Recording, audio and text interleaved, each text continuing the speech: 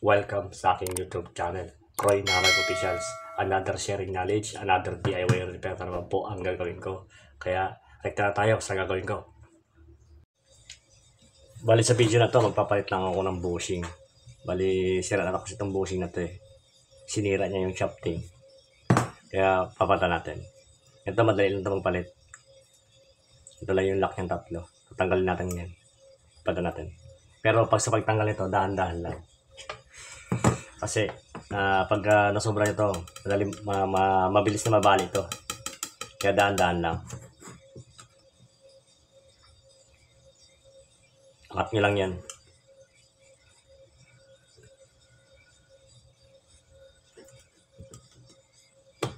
Gamit na kayo ng ganito.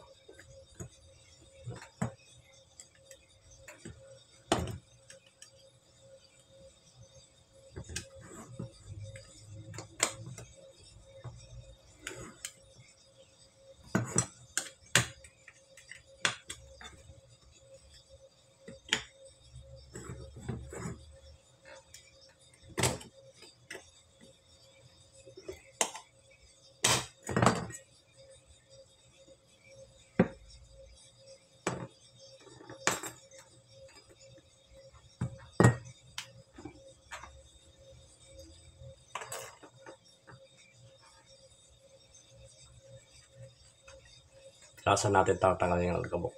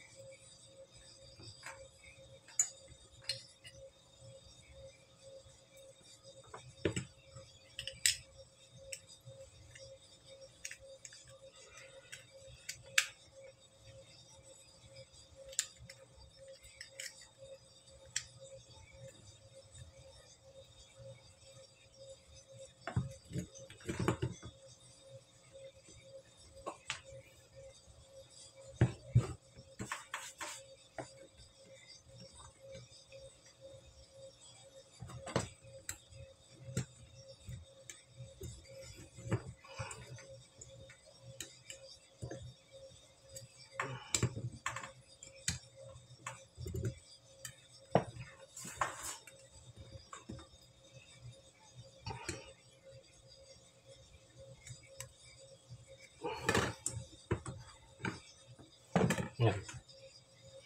Gawin na kadali magpalit ng bushing pag ito yung lock niya. Mas mahirap yung isa, yung crown lock. Yung pinupukpok muna sa ibabaw para maibalik mo.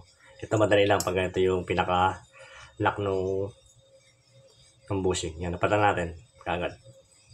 Tapos, huwag nyo kalimutan lagyan ng langis to bago nyo ibalik sa motor para maging malubricant siya, para hindi madali masira yung shafting. Gawin lang kadali magpalit ng bushing. Kaya yung proseso dito, gawin din ang gagawin ko dito. Kaya parehas lang yan. Kaya hanggang dito na ang video, at sana nagustuhan nyo at sana may natutunan kayo. At kung nagustuhan mo, huwag mo kalimutan mag-subscribe sa aking YouTube channel at pakipindot mo na rin yung notification bell button para ma-update ka. Ilalabas ka pang mga bagong video. Kaya hanggang sa muli, this is Croy Narag Officials.